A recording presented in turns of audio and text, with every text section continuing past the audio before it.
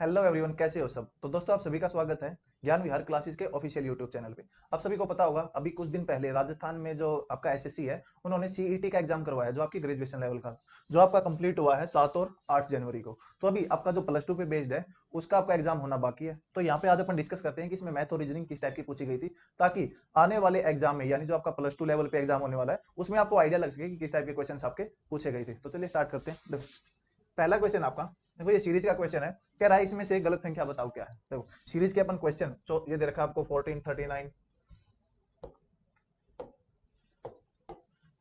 84, 155, 260। देखो अब की बार जो सीरीज के क्वेश्चन आपके एसएससी सीईटी ने पूछे थे, वो एक फिक्स्ड पैटर्न पे पूछे थे। भाई ये फिक्स्ड पैटर्न है, बस उसी पे आधारित आपके सीरीज के क्वेश्चन पूछे थे। जनरली हम सीरीज के क्वेश्चन कैसे करते हैं, अपन ये देखते हैं कि भाई सीरीज में सबसे पहले अपन देते हैं कि क्या कोई सम संख्याओं, विषम संख्याओं, अभाज्य संख्याओं की सीरीज तो नहीं चल रही। फिर अपन चेक करते हैं क्या कोई परफेक्ट स्क्वायर, क्यूब वगैरह तो नहीं दे रखे। फिर अपन डिफरेंस लेते हैं, फिर डिफरेंस में चेक करते हैं कि डिफरेंस सीरीज किस प्रकार की है। तो देखो ये वाली सीरीज आपकी फिक्स्ड है, और ये फिक्स किस पैटर्न पे बेस्ड है। जब आप देखोगे, जब इसका डिफरेंस डिफरेंस लोगे, सब कुछ चेक करोगे, तो आंसर नहीं आएगा। तो इसके, क्योंकि ये फिक्स्ड है, जैसे अपन मैथ में करते हैं, कुछ आपके फिक्स क्वेश्चन होते हैं, भाई ये इनका यही मेथड है और यही आपको करना पड़ेगा, उनका कोई शॉर्ट ट्रिक नहीं, उनका बेसिक है। तो ऐसे ही ये सीरीज है, यदि आपने पहले कर रखी है इस टाइप के क्वेश्चन, तो आपके लिए वहां पे इजी रहेंगे। यदि नहीं कर रखे तो हो सकता है वहां पे आपको काफी टाइम लगे। देखो ये लिख रखा है 14। अब 14 को अपन क्या लिख सकते हैं। देखो ये क्या किसी क्यूब स्क्वायर के आसपास है। आप कहेंगे भाई 2 की क्यूब 8 है। अब देखो कितना 6 की कमी है, 2 का स्क्वायर और 2 और जोड़ दूं मैं, तो आपका हो जाएगा ये, सॉरी 2 का स्क्वायर 4। देखो 2 की क्यूब, 2 का स्क्वायर और 2, तो आपका आ गया। ऐसे ही नेक्स्ट दे रखा 39। देखो 3 की क्यूब 27 प्लस 3 का स्क्वायर 9 प्लस 3, देखो 27 और आपका 12, 39 हो गया। यानी 3 की क्यूब, 3 का स्क्वायर जमा 3। तो आपको ये पैटर्न ये फॉलो हो रहा है, वो हो रहा है ए जमा ए स्क्वायर जमा ए की क्यूब। तो इस पैटर्न पे आधारित आपकी सीरीज है। अब यहाँ पे देखना आपको कि किस आपकी जो ये सीरीज में नंबर है, किसमें आपका ये पैटर्न फॉलो नहीं हो रहा। देखो 84 है, देखो 14 सही है, 39 सही है, 84 यानी 2 हो गया, 3 हो गया, अब 4।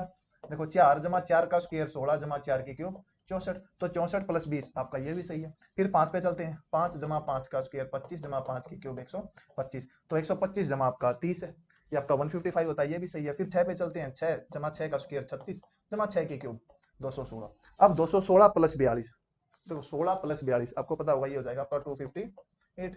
और जबकि यहाँ पे दे रखा है 260, तो ये आपका गलत है। यानी जो भी संख्या आपकी गलत है वो आपकी 260। नेक्स्ट है, देखो नेक्स्ट कह रहा है आपको बताना है कि क्वेश्चन मार्क की जगह क्या आएगा। देखो इसको आपका लिखा जाता है एच जे एल एन को लिखा जाता है S Q O M, D F H J को क्या लिखा जाएगा। देखो ये आपका बहुत ही इजी क्वेश्चन है भाई। देखो एच को यहाँ पे ये एक टाइप से कोडिंग डिकोडिंग का क्वेश्चन है, जो आपको इस वे में पूछा गया, भाई इसकी कोडिंग ये है, तो बताओ इसकी कोडिंग क्या होगी। अब कोडिंग डिकोडिंग आपके जैसे यहाँ पे नंबर दे रखे हैं, कुछ कुछ यहाँ पे नंबर दे रखे हैं।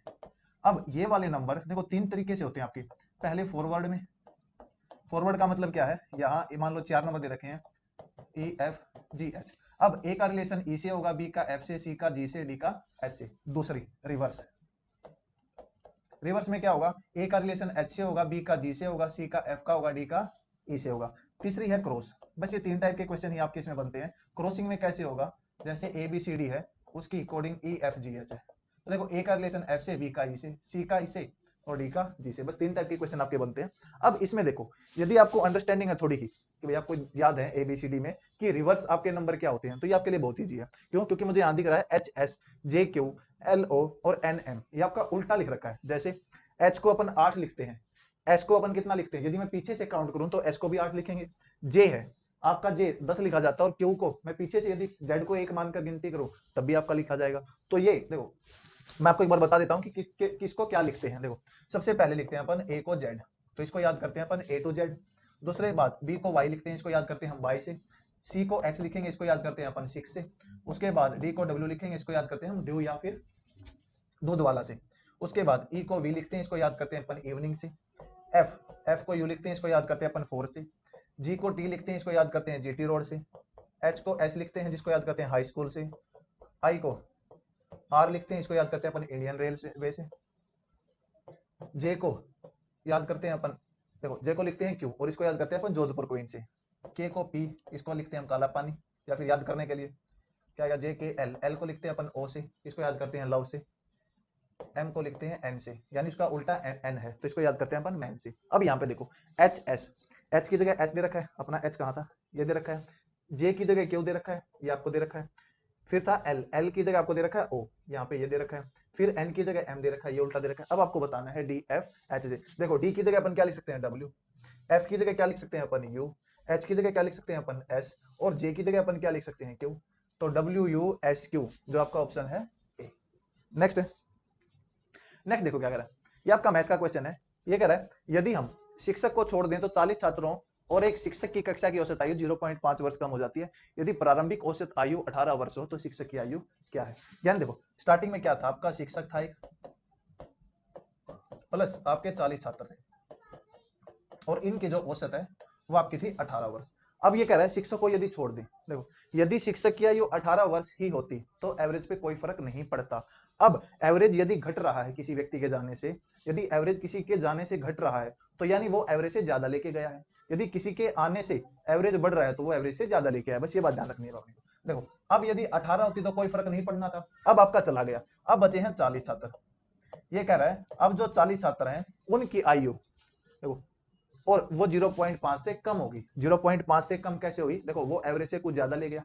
अब उसको मेंटेन करने के लिए सारों का कुछ कुछ कम होता है, यानी सभी का कुछ कुछ कम हुआ। ये कह रहा है 40 छात्रों का 0.5 कम हुआ है। अब टोटल कितना कम हुआ है यदि मैं बात करूं तो आप कहोगे 20 कम हुआ है। वो 20 कम क्यों हुआ है, क्योंकि देखो यदि वो 18 का ही होता तो कुछ फर्क नहीं पड़ता। यानी अब वो 18 को तो था ही था, प्लस उससे कुछ ज्यादा था, और वो कितना ज्यादा था, वो इतना ज्यादा था कि अब प्रत्येक छात्र से 0.55 लेके गया है, तो टोटल आपका 20 लेके गया है। जब इसमें जोड़ देंगे तो आपका 38 आ जाएगा, जो कि आपका आंसर है। यदि इसको अपन को बेसिक से करना है, देखो शिक्षक प्लस 41, शिक्षक प्लस 40 छात्र यानी टोटल 41 हो गए, उनका औसत था 18, तो ये टोटल आ जाएगा आपका। और यही आपका देखो 41 इंटू 18 था। अब इसमें से क्या हुआ, आपका टीचर चला गया।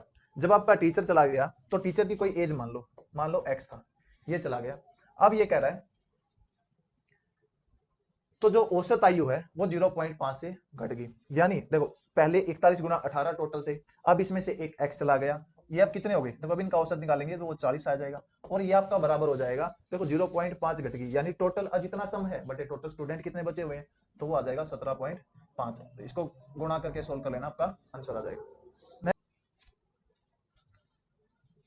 ये देखो ये आपको कह रहा है राहुल बिंदु आर से चलना स्टार्ट करता है और जो बिंदु टी के पश्चिम में 16 मीटर है। तो ये डायरेक्शन का क्वेश्चन है, जैसा आपको बोले वैसा आप लिखना स्टार्ट कर दो। देखो राहुल बिंदु आर से चला, यहाँ पे बिंदु आर है, जो टी बिंदु के पश्चिम में 16 मीटर है, यानी टी आपका यहाँ होगा जिसके पश्चिम में बिंदु आर है, ये टी है और ये 16 मीटर है।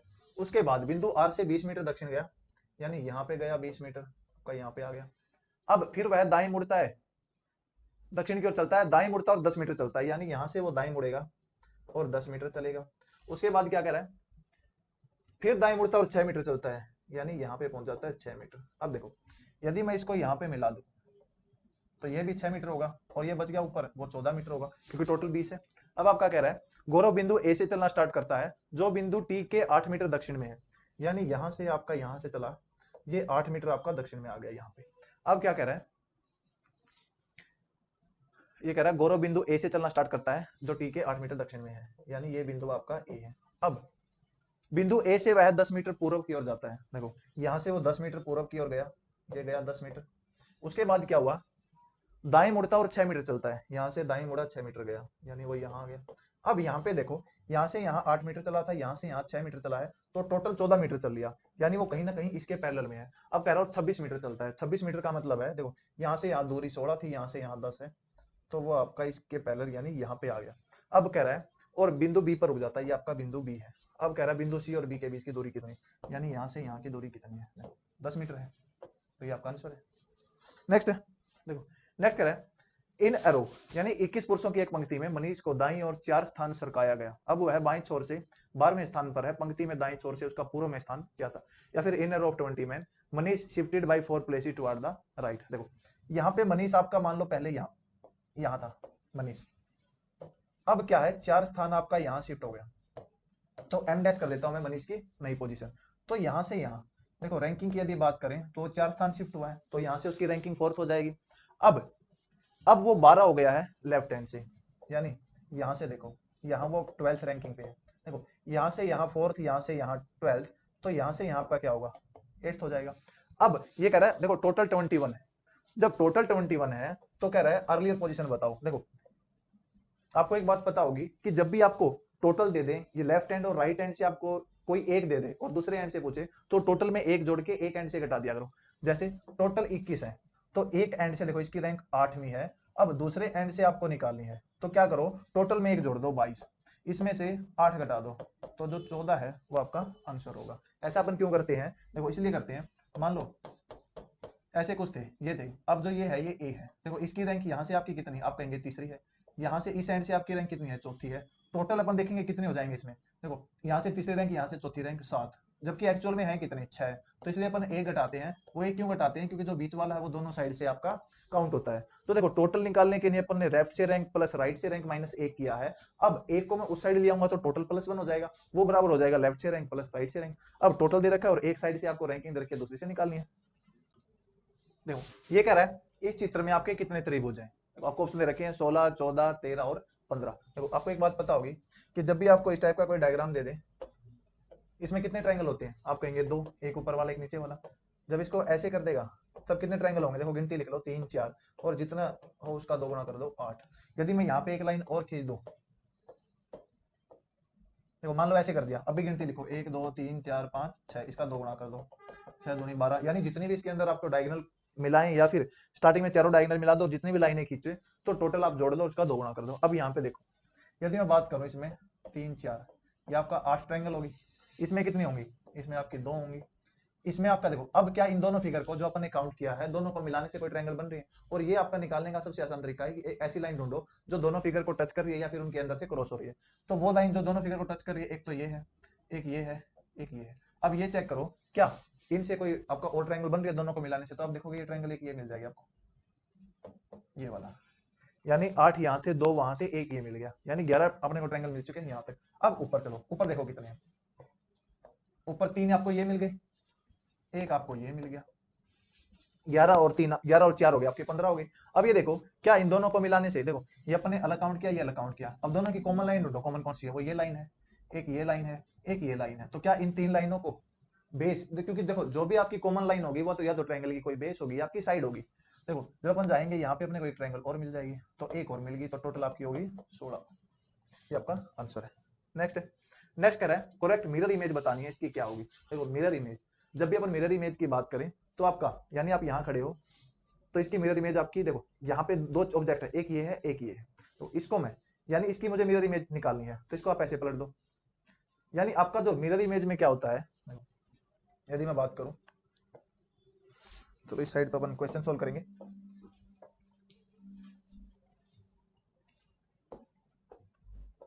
देखो 2 टाइप की इमेज आपकी बनती है, मिरर और वाटर। जब भी कोई चीज, यानी देखो मिरर में अपन देखते हैं शीशे की तरफ, तो अपन जब मैं यहाँ खड़ा हूं, मान लो मैं शीशे में देख रहा हूं, तो देखो मैं वहां पे कैसे दिखूंगा, मैं ऐसे दिखूंगा। यानी जब भी आप मिरर इमेज की बात करोगे तो आपका लेफ्ट राइट चेंज हो जाएगा, लेफ्ट राइट हो जाएगा, राइट लेफ्ट हो जाएगा। और जब भी अपन वाटर इमेज की बात करेंगे तो टॉप बॉटम हो जाएगा, बॉटम टॉप हो जाएगा। मिरर इमेज में लेफ्ट राइट हो रहा है, राइट लेफ्ट हो रहा है, लेकिन टॉप और बॉटम में कोई चेंज नहीं होता, जो चीज ऊपर है वो ऊपर रहती है, जो चीज नीचे है वो नीचे रहती है। हाँ लेफ्ट राइट वहां भी चेंज होता रहेगा।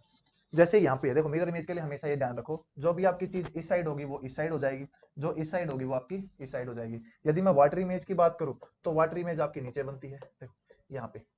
अब कोई भी चीज आपकी इस साइड थी वो ये हो जाएगी, क्योंकि अब ये मिरर ये है, कोई इस साइड थी वो आपकी इस साइड हो जाएगी। इसमें देखो आपको निकालनी है, देखो अपन ड्रॉइंग कर लेते हैं।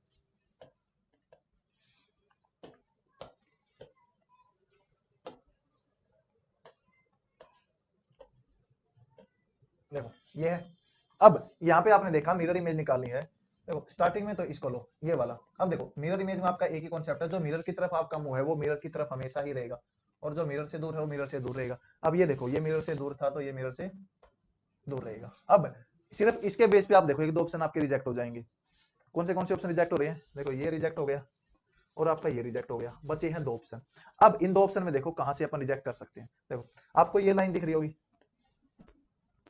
अब यहाँ पे देखो ये वाली है, जो मिरर के पास है वो मिरर के पास रहेगी, यानी देखो जो मिरर के पास है वो हमेशा मिरर के पास रहेगा। यानी देखो ये वाला जो मिरर के पास था, अब मिरर आपका यहाँ पे इमेज बनाओगे तो ये हमेशा आपका यहाँ मिरर के पास ही रहेगा। और ये देखो आपको किस क्वेश्चन में दे रखा है, इसमें दे रखा है या इसमें दे रखा है, तो आप देखोगे इसमें दे रखा है, तो ये आपका आंसर है। नेक्स्ट है, या फिर बाकी आप और चीजें भी चेक कर सकते हो, जैसे ये वाला तीर है, देखो ये वाला आपका इस साइड गया हुआ है,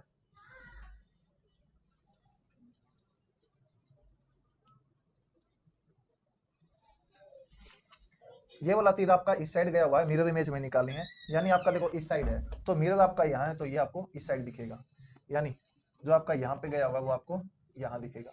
अब यहाँ पे देखो इसमें नहीं है, तो आपका ये एक ही वो है जो ऑप्शन इसको सेटिस्फाई कर रहा है। या फिर सिर्फ दो बातें देखो आप, कि पहले तो वो डायरेक्शन और फिर ये जो तीर है, या फिर आप एक ही बात ध्यान रखो, जो मिरर के पास है वो पास रहेगा, जो दूर है वो दूर रहेगा।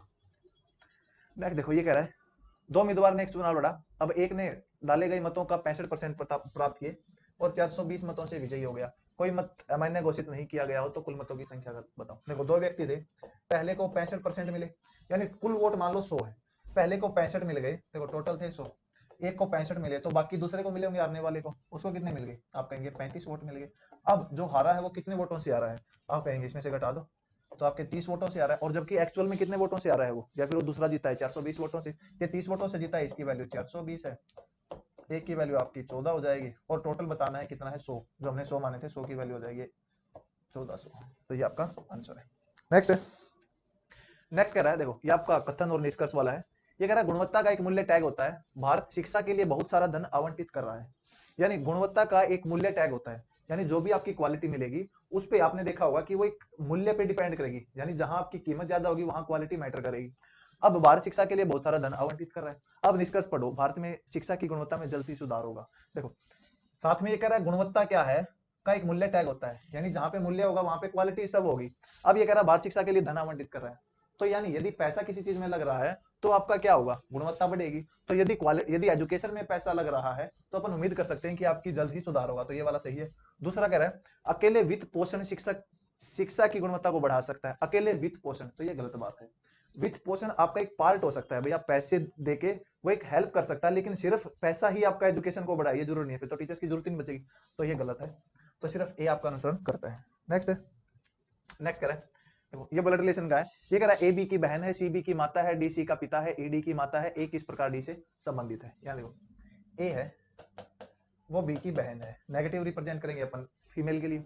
अब सी बी की माता है, देखो सी है वो बी की माता है, डी है वो सी का पिता है, यानी डी आपका यहाँ है जो सी का पिता है, ई है वो डी की माता है, यानी ई आपकी यहाँ है जो कि आपकी फीमेल है।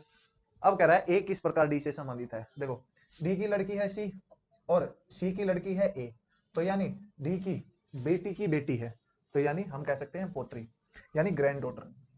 इसकी जगह आपका नाती आना चाहिए था, वो बेटर रहता, या फिर मैटरनल ग्रैंड डॉटर आना चाहिए था, वो आपका बेटर रहता।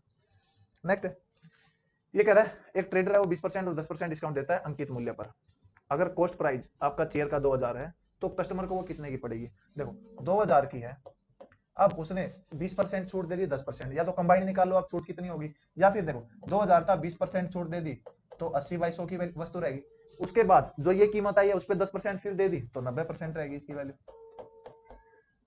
20 से 20 इस 20 से 20 8 नहीं 72 और 72 दूनी 144, ये आपका आंसर है। नेक्स्ट नेक्स्ट कह रहा है ए की आई बी की आई से 3/5 गुना है और सी की आई बी की आई से 6/5 गुना है। देखो ए की आई बी की आई से 3/5 गुना है, यानी ए की आई है वो 3/5 गुना है बी की आई से, तो ए बाई बी है वो 3/5 रेशो में है, तो ए को यदि मैं 3 लिखूं बी को 5 लिख सकता हूं। अब कह रहा है सी की आई बी की आई का 6/5 गुना है, यानी जो सी की आई है वो 6/5 है, बी की आई यहाँ से सी बाई बी आ जाएगा 6/5, बी यदि 5 है तो सी 6 है। अब क्या कह रहा है रेशो बताना सी इनकम का और एक इनकम, देखो सी की यदि 6 है तो इसकी 3 है, यदि काटोगे तो 2:1, ये आपका आंसर है। नेक्स्ट नेक्स्ट कह रहे हैं डिफरेंस, यानी निश्चित राशि पर 5% की दर से 2 वर्षों के लिए साधारण ब्याज और चक्रवृद्धि ब्याज के बीच का अंतर 25 है, तो राशि क्या है। देखो इसका डायरेक्ट फॉर्मूला होता है, वो होता है आपका सी आई एस आई का अंतर 2 साल का, वो हो जाएगा आपका देखो वो जाएगा आपका प्रिंसिपल यानी मूलधन, अंतर है वो आपका हो जाएगा मूलधन इनटू आर का स्क्वायर बाई 100 का स्क्वायर। अब आपको क्या दे रखा है, डिफरेंस दे रखा है और अमाउंट बताना है, यानी मूलधन आपको बताना है कितना होगा। देखो इसको इस साइड ले जाओ, या फिर अपन इसी को दूसरी भाषा में बोल सकते हैं, यानी आपका जो प्रिंसिपल या फिर अमाउंट या फिर मूलधन होगा वो होगा अंतर इंटू 100 का स्क्वायर बटे रेट का स्क्वायर। अब यहाँ से देखो क्या क्या दे रखा है अपने को, ये दे रखा है अपने को 5% रेट है और अंतर है 25, तो 25 गुणा 100 गुणा 100 स्क्वायर है बटे आर का स्क्वायर। आर आपका कितना है यानी 10%, वो है 5। 5 का स्क्वायर करेंगे 25, तो 25 से 25 कट जाएगा, 100 100 की आपकी आ जाएगी वहाँ 10,000। ये आपका आंसर है। या फिर बिना अगर फॉर्मूला ध्यान नहीं है तो आप यहाँ से मूलधन मान सकते हो 100, रेट आप निकाल सकते हो 5 5 और आपका 5 का 5%, वहां से CI माइनस आई SI कर दोगे, उसकी वैल्यू आपको इतनी दे रखी है, 100 की वैल्यू कितनी होगी। या फिर आप मूलधन और तरीके से मान सकते हो, जैसे रेट 5% है तो 5% की वैल्यू 1/20 होती है, तो 2 साल है तो 20 का स्क्वायर 400, वहां पे आपका आ जाएगा 20 20 और 1। अब इसके अंदर की बात करेंगे 1 1 की वैल्यू आपकी हो जाएगी 25, 400 की वैल्यू हो जाएगी 10,000, यानी बिना कॉपी पेन के भी आप ऐसे कर सकते हो। नेक्स्ट करें। अब वेन डायग्राम का क्वेश्चन है, कह रहा है कौन सा आरेख पेड़, सांगोन और सैलामेंडर के बीच संबंध दिखाता है। देखो इस क्वेश्चन में काफी बच्चों को डाउट हुआ था कि ये सैलामेंडर का पता नहीं था किसी को, ये क्या होता है एग्जाम में। देखो पेड़ और सांगोन का पता लग गया था कि सांगोन है वो एक पेड़ है। अब सांगोन एक पेड़ है, देखो सांगोन है वो पेड़ के अंदर आएगा, तो किसी भी डायग्राम में ऐसा नहीं था, तो यदि अपने को उसका पता भी नहीं था तब भी अपन ये लगा सकते थे कि ये आंसर है। क्यों? क्योंकि देखो ये नीचे सांगोन का पेड़ है, ऊपर आपका पेड़ है, क्योंकि ये एक टाइप ऑफ आपका ट्री है। अब देखो, अब दूसरा है सैलामेंडर। ये क्या होता है? ये एक छिपकली जैसा प्राणी है जो आपका जल में और जमीन पे भी रहता है, तो इसका और इससे पेड़ से कोई रिलेशन नहीं है। नेक्स्ट नेक्स्ट है आपका, देखो किसी सांकेतिक भाषा में ट्रिपल को लिखा जाता है DMOQHS, तो उसी भाषा में विक्ट्री का अर्थ क्या होगा? यहाँ पे देखो इसको लिखा जाता है DMOQHSS। अब मैंने कोडिंग के आपको 3 बताया था, 3 तरीके होते हैं, पहला फॉरवर्ड, दूसरा आपका रिवर्स, तीसरा क्रॉस। 3 में से आपको यहाँ मिलेगा। और वो कैसे मिलेगा? देखो देखो स्टार्टिंग में यदि बात करें तो T से D है, R से M है, I से O है, तो ऐसे कुछ बन नहीं रहा है। लेकिन यदि मैं क्रॉसिंग में देखूंगा तो T से S है, R से S है, वहां पे E से D है। यहाँ देखो E से जब मैं D पे आया तो -1 किया, L से मैं M पे गया +1 हुआ, यानी आपकी ये रिवर्स में है, फॉरवर्ड, रिवर्स और क्रॉस। तीसरा देखो P से O पे गया -1 हुआ, P से Q पे गया +1 हुआ, I से H पे गया -1 हुआ, R से S पे गया +1 हुआ, T से S पे गया -1 हुआ, यानी -1 +1 -1 +1 माइनस प्लस -1 क्रॉसिंग में चल रहा है। अब आपको बताना है विक्ट्री का मतलब क्या होगा। देखो अब आखिरी में देखो, आखिरी वाला E से D हुआ था यानी एक घटा था, अब Y से यहाँ आएगा, एक घट के आएगा जो होता है X। अब आप एक बार ऑप्शन पे ध्यान मारोगे, पहला X सिर्फ एक ऑप्शन में है तो इसमें और कुछ करना ही नहीं है। आगे आप करोगे, देखो इसमें एक जोड़ोगे R से S तो XS, आपको ये मिलता जाएगा, एक घटा दो एक जोड़ दो क्रॉसिंग में, तो ये आंसर आ जाएगा। नेक्स्ट है, नेक्स्ट कह रहा है कौन सी उत्तर आकृति प्रश्न आकृति के बाद आएगी। देखो ये आपका नॉन वर्बल सीरीज का क्वेश्चन है। यहाँ पे देखो क्या हो रहा है आपका, जब यहाँ से इसमें क्या होता है, पहले से दूसरा डायग्राम, दूसरे से तीसरा, तीसरे में चौथा और चौथे से आपको पांचवा बताना होता है, या फिर 3 देते हैं चौथा पूछते हैं। यहाँ पे क्या हो रहा है आपका, देखो स्टार्टिंग में गोला था फिर स्क्वायर था, और फिर क्या हुआ, गोला आपका ब्लैक हो गया और स्क्वायर की जगह ट्रायंगल आ गई, यानी एक नई आकृति इंट्रोड्यूस हो रही है और जो पुरानी आकृति है वो डार्क हो रही है। जैसे देखो गोला यहाँ पे व्हाइट था, यहाँ ब्लैक हो गया, ट्रायंगल यहाँ व्हाइट थी, यहाँ की ब्लैक हो गई। अब आगे वाले में ये आपका जो अपन बोले स्क्वायर की फॉर्म है, ये आपका जो स्क्वायर था या फिर स्क्वायर आपको बना रखा है ये, तो ये आपका डार्क हो गया। अब इससे आगे वाली जो आकृति है वो किस टाइप की होगी, पहले तो ये बताओ मुझे। देखो यहाँ पे जो आपका देखो व्हाइट था वो ब्लैक हो रहा है, अगले स्टेप में यहाँ व्हाइट था ये ब्लैक हो गया, यहाँ ये व्हाइट था वो ब्लैक हो गया, तो यहाँ पे देखो ये वाला जो आपकी ओवल शेप है ये आपकी ब्लैक हो जाएगी। लेकिन ये आएगा कहाँ, देखो स्टार्टिंग में ये आपके यहाँ पे थे, यानी एक स्क्वायर था, स्टार्टिंग में आपके इसके पैरेलल थे, आगे वाले में इसके पैरेलल थे, तीसरे वाले में इसके पैरेलल है, चौथे वाले में इसके पैरेलल, तो चौथे में वापिस आपके इसके पैरेलल आ जाएंगे, तो यानी यहाँ पे ये पैरेलल आ जाएंगे आपके। और यहाँ पे देखो जो डार्क है आइटम वो पहले इस कोने पे था, आगे वाले में इस कोने पे आ गया, फिर इस कोने पे आ गया, फिर इस कोने पे, तो अब इस कोने पे आएगा, यानी ये आपका डार्क आ जाएगा, ये आ गया। अब इसे ही आप ऑप्शन रिजेक्ट कर दोगे, देखो ये रिजेक्ट कर दिया, ये रिजेक्ट कर दिया, 2 बच गए। अब आप देखोगे पहले से दूसरे में गए हैं, एक नई आकृति आई है, दूसरे से तीसरे में गए, एक नई आकृति इंट्रोड्यूस हुई है, तीसरे से चौथे में गए हैं, फिर एक नई आकृति आई है, अब चौथे से 5 में जाएंगे तो नई आकृति आएगी, जो पुरानी है वो नहीं होगी। तो देखो ट्रायंगल आपका पहले भी जो है, तो नई आकृति आपकी सिर्फ ऑप्शन डी में है। नेक्स्ट है, देखो वाटर इमेज बतानी है, इसकी क्या होगी। वाटर इमेज में यदि मैं आपको बताऊं, यहाँ पे एक मिरर रखा जाता है, यहाँ पे जो मिरर के नजदीक होगा वो नजदीक रहता है, जो दूर होगा वो दूर रहता है। देखो यदि मैं बात करूं, इसी की बात कर लेते हैं, चलो अपन यहाँ पे आपको रख दिया। अब जो मिरर के नजदीक है वो नजदीक रहेगा, जो दूर है वो दूर रहेगा, यानी ये देखो जो पानी की बूंदे है वो मिरर के नजदीक है, तो सबसे पहले तो इनको हटा दो। अब जो लाइन मिरर के नजदीक है वो नजदीक, जो आपकी शेप दूर है वो दूर। देखो यहाँ पे यदि मैं बात करूं, ये देखो यहाँ से, यानी यहाँ से मिरर के नजदीक आई फिर ऊपर चली गई, तो यहाँ से मिरर के नजदीक जाएगी फिर आपकी दूर हो जाएगी। अब इसमें देखो किस ऑप्शन में आपका ऐसा हो रहा है, वो है ऑप्शन डी। जो मिरर के नजदीक है वो नजदीक रहेगा, जो दूर है वो दूर रहेगा।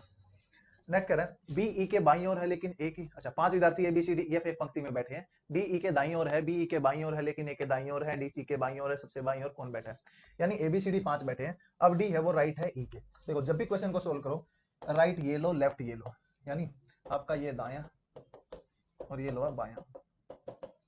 अब यहाँ पे देखो डी है वो ई के राइट में है, यानी ई यहाँ पे है तो डी आपका यहाँ पे है।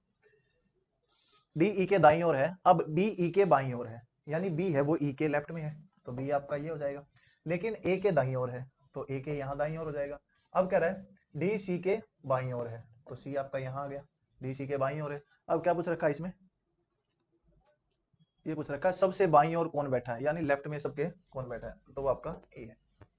नेक्स्ट नेक्स्ट कह रहा है देखो क्वेश्चन डैश की जगह पे क्या आएगा, ये आपकी सीरीज है। जब भी आपको सीरीज में कुछ घटता बढ़ता हुआ दिखे तो समझ जाओगे आपकी एक से ज्यादा सीरीज चल रही है।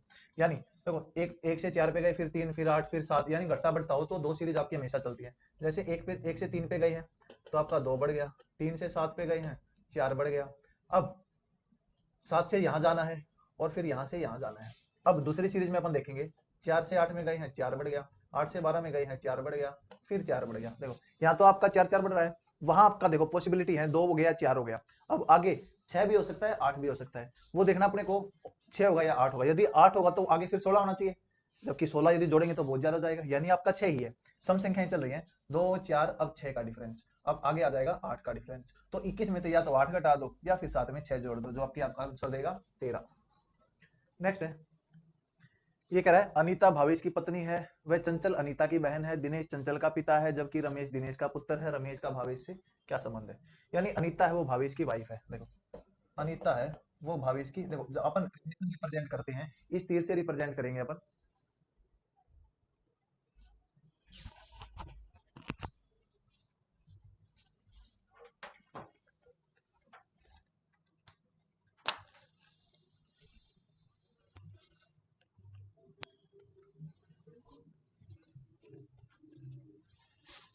इस तीर से अपन रिप्रेजेंट करेंगे पति पत्नी का रिलेशन। वो कह रहा है अनीता है वो वाइफ है भवेश की, यानी माइनस और ये प्लस।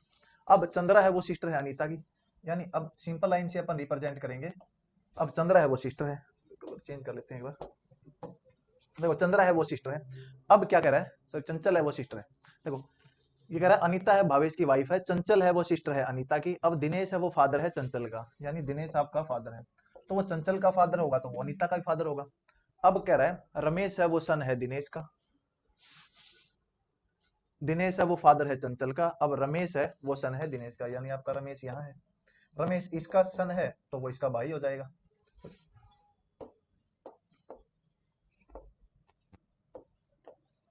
रमेश हो गया इसका भाई। अब आपसे क्या पूछा है, रमेश का भावेश से क्या रिलेशन है? देखो भावेश है, ये भावेश की वाइफ है, ये भावेश की सिस्टर है, ये इसका भाई है, यानी भावेश की पत्नी, उसकी बहन और उसका भाई, यानी ये आपस में तीनों भाई बहन है, और ये आपका ए अनीता का हस्बैंड है, तो अब भावेश इसका क्या लगा, साला लगा। साले को अपन क्या बोलेंगे, ब्रदर इन लॉ। ये आपका आंसर है। नेक्स्ट ये कह रहा है वेन डायग्राम फिर आ गया, क्रिकेटर प्लेयर टेनिस फैंस और स्टूडेंट। देखो जब भी वेन डायग्राम का मैं आपको एक ट्रिक बता देता हूँ, जब भी आपको किसी प्रोफेशन की बात की जाए, यानी तीन में से यदि 2 प्रोफेशन दे रखे हैं या तीनों प्रोफेशन दे रखे हैं, जैसे प्लेयर हो गया, टेनिस फैन हो गया, ये आपके प्रोफेशन है भाई, टेनिस खेलता है, ये खेलता है, या फिर आपका जॉब की बोल दे कि वो नृत्यक है, वादक है, गायक भी है, तो हमेशा ये डायग्राम बनता है। आपका आंख बंद करके ये डायग्राम बना दिया करो। क्यों? क्योंकि देखो इसका मतलब क्या होता है, ये गायक है, ये सॉरी गायक नहीं, यहाँ तो क्रिकेट प्लेयर दे रखा है, ये क्रिकेट प्लेयर है, ये टेनिस प्लेयर है और ये स्टूडेंट है। तो कुछ टेनिस प्लेयर आपके स्टूडेंट भी हो सकते हैं, कुछ टेनिस प्लेयर आपके क्रिकेट प्लेयर भी हो सकते हैं, और कुछ टेनिस प्लेयर आपके स्टूडेंट हो सकते हैं, कुछ क्रिकेट प्लेयर स्टूडेंट हो सकते हैं, और कुछ स्टूडेंट ऐसे हो सकते हैं जो क्रिकेट प्लेयर भी है और टेनिस के फैन भी है। नेक्स्ट था ये देखो, ये कह रहा कथन है एक अच्छा झगड़ालू बनने के लिए एक आदमी को बुद्धिमान होना चाहिए, यानी आपको यदि अच्छा झगड़ालू बनना है तो आप इंटेलिजेंट बनो सबसे पहले, और अच्छे झगड़ालू बात तो नहीं और उबाऊ यानी बोरिंग होते हैं, ऐसा तो नहीं होता, क्योंकि अगर झगड़ालू हैं तो एंटरटेन तो कर ही देंगे। देखो निष्कर्ष है सभी बुद्धिमान व्यक्ति उबाऊ होते हैं, गलत। क्या ऐसा कुछ दे रखा है बुद्धिमान व्यक्ति उबाऊ होते हैं? ये कह रहा है अच्छा झगड़ालू होने के लिए बुद्धिमान होना चाहिए, ना कि आप बुद्धिमान उबाऊ होंगे। अब कह रहा है सभी बुद्धिमान व्यक्ति अच्छे झगड़ालू होते हैं, यह भी गलत है आपका। क्यों? हो सकता है कि आपका जो बुद्धिमान है लेकिन अच्छा झगड़ालू ना हो, बस अच्छा झगड़ालू होना है तो बुद्धिमान होना चाहिए, लेकिन बुद्धिमान है वो अच्छा झगड़ालू हो, ऐसा नहीं कह रखा है। तो ये दोनों स्टेटमेंट आपके गलत है, न तो 1 नहीं 2। नेक्स्ट कह रहा है देखो 9 + 7 58, 3 + 11 124, 13 + 5 किसके बराबर होगा। देखो 9 + 7 का यूज करके अपने को 58 लेके आना है, तो क्या कर सकते हैं, सबसे पहले देखो जोड़ के गुणा करके देखें। 9 + 7 16, 58 नहीं आ रहा। क्या किसी एक का स्क्वायर दूसरे में जोड़ने से आ रहा है, आप कहेंगे आ रहा है। देखो 9 में यदि मैं 7 का स्क्वायर जोड़ दूं तो 9 + 49 आपका 58 हो जाएगा। अब 3 में मैं 11 का स्क्वायर 121 जोड़ दूं तो ये 124 हो जाएगा। तो ऐसे ही 13 में मैं 5 का स्क्वायर 25 जोड़ दूंगा तो ये आपका 38 हो जाएगा और वो आपका आंसर होगा। नेक्स्ट है, ये कह रहा है 3550 एक्स वाई जेड में इस प्रकार विभाजित की जाती है कि एक्स के हिस्से का 3 गुना, वाई के हिस्से का 5 गुना। देखो 3 times of S, 5 time of Y और 7 टाइम्स ऑफ जेड है वो बराबर है 3x = 5y = 7z। तो यहां से देखो एक्स वाई जेड यदि मेरे को रेशो निकालनी है तो क्या करो, एक्स पे हाथ रखो, उन दो की गुणा कर दो 7 × 5 = 35, वाई पे हाथ रखो, इन दोनों की गुणा कर दो 7 × 21, जेड पे हाथ रखो, इन दोनों की गुणा कर दो 15। अब देखो ये किसी पे कट रहे हैं तो काट लो, नहीं तो आपको ऐसे ही एच डी कर लो। देखो 35 21 और 15, देखो 35 और 15 आपका 50 हो गया, 21 जोड़ेंगे 71, यानी टोटल अमाउंट 71 है और 71 आपको टोटल यहाँ पे दे रखा है 3550। एक की वैल्यू हो जाएगी आपकी, ये आपका आ गया 7 पंजे 35 3550। तो हाँ देखो एक की वैल्यू हो गई आपकी 50। अब आपसे क्या पूछा गया, एक्स का हिसाब बताओ, तो एक्स की वैल्यू 35 है, 35 की वैल्यू कितनी हो जाएगी, तो हो जाएगी 50 × 35, 0 25 और 5 15 और 2 17, यानी 1750। नेक्स्ट है, ये कह रहा है 4 संख्याएं दी गई है, पहली 3 का औसत इतना है, अंतिम 3 का इतना है, तो अंतिम संख्या ये हो तो प्रथम संख्या। देखो 4 संख्याएं मान लो आपकी ए बी सी और डी, इसमें से कह रहा है पहली 3 का औसत, यानी देखो औसत a + b + c बटे 3, औसत क्या होता है, सम बटे नंबर कितने हैं। अब इनका 45 है तो इनका सम कितना होगा, आप कहेंगे 15 3 45। अब अंतिम 3 यानी b + c + d, अब इनका एवरेज आपको 16 दे रखा है तो सम कितना हो जाएगा, 48 हो जाएगा। अब देखो दूसरी में से पहले वाली इक्वेशन घटा दूं, तो देखो जब इसको मैं घटा दूंगा तो b से b कट जाएगा, c से c कट जाएगा, तो आपका आ जाएगा d - a जो कि बराबर होगा 3 के। अब कह रहा है लास्ट नंबर 19 है, यानी d 19 दे रखा है, तो 19 - a 3 है, ये साइड आके कट जाएगा 16, ये आपकी आ जाएगी वैल्यू a की। और यही आपसे पूछा था कि पहला नंबर किसके बराबर होगा। नेक्स्ट है,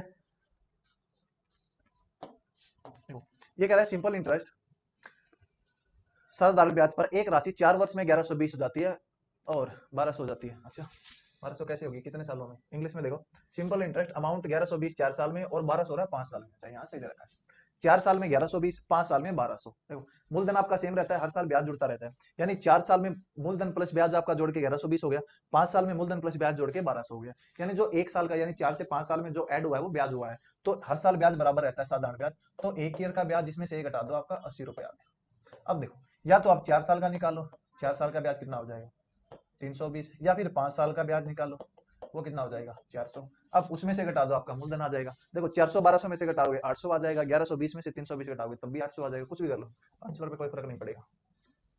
नेक्स्ट है, ये कह रहा है कूट भाषा में गोड को कूट 78 है, ग्रेट का 255 है और गिफ्ट का कूट बताओ। देखो गोड है, गोड को लिखा गया 78।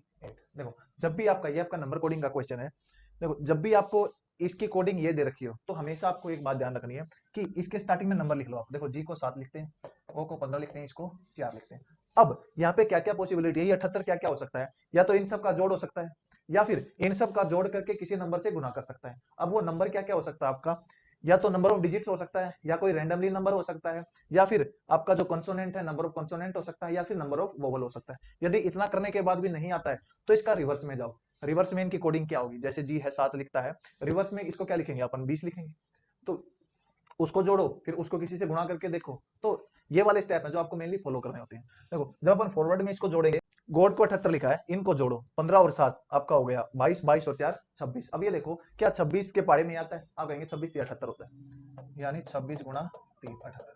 अब जो ये 3 आया है ये देखो ये क्या क्या हो सकता है, या तो 3 एक रैंडमली नंबर है या 3 इसकी नंबर ऑफ डिजिट है, वो हमारा क्लियर होगा आगे वाले से। 255 लिखा जाता है आपको ग्रेड को। देखो ये 7 ये 18 ये 5 ये 1 ये 20, जोड़ो इसको। देखो 18 और 7 आपका हो गया 25 और 5 30, 30 और 20 50 और 1 51। अब देखो 51 है, वहां 255 है, यानी किससे गुणा कर रखा है 5 से, यहाँ 5 से गुणा किया, देखो यदि रैंडमली नंबर से करता तो वहां 3 से गुणा करता है, यहाँ 3 से, लेकिन यहाँ 5 से करके, और 5 आपकी नंबर ऑफ डिजिट्स है। अब क्लियर हो गया हमारा। अब गिफ्ट है, देखो गिफ्ट को कैसे लिख सकते हैं, 7 9 6 और 20। ये आ गया 9 6 15, 15 और 7 22, 22 और 20 यानी आपका 42, और नंबर ऑफ डिजिट है 4, तो गुणा कर दो, 4 दूनी 8, 4 चौके 16, तो आपका आंसर है 168। नेक्स्ट है, नेक्स्ट कह रहा है मिसिंग नंबर आपको बताना है पिक्चर में क्या आएगा। देखो यदि मैं अपन इसको ऑब्जर्व करें ध्यान से, तो देखो नंबर और अल्फाबेट दोनों है। अब नंबर कैसे, मुझे यहाँ से दिख रहा है 3 नेम 27 हो गया, 4 और 16 की गुणा 64 हो गया, तो ऐसे ही 2 और 4 की गुणा 8 आ गया। अब एक अल्फाबेट और है, अल्फाबेट क्या है आपका, देखो यदि मैं अब रो में चलूं, सी ए बी, यानी सी ए बी सी तीनों आपके बदल बदल के लिख रखे हैं, तो इसमें ए लिख रखा है, बी लिख रखा है, किसी कमी है सी की, ये आपका आंसर है। नेक्स्ट होगा, ये कह रहा है पॉपुलेशन है टाउन की 6000 है, मेल है वो 8% बढ़ जाए, फीमेल 10% बढ़ जाए तो पॉपुलेशन 65 हो जाती है, तो बताओ कितना होगा। एलिगेशन आप सबने पढ़ ही रखा है।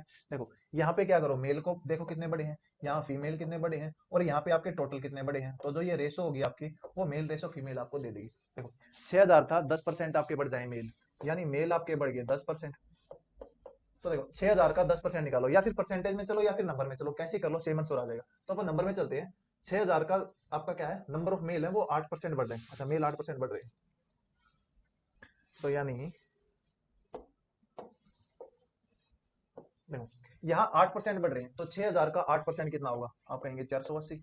फीमेल है वो 10% बढ़ रहे हैं, तो 10% 600 हो जाएगा, और टोटल देखो कितने बढ़ रहे हैं, 6000 से आपका 65 हो गया, यानी 500 टोटल बढ़े।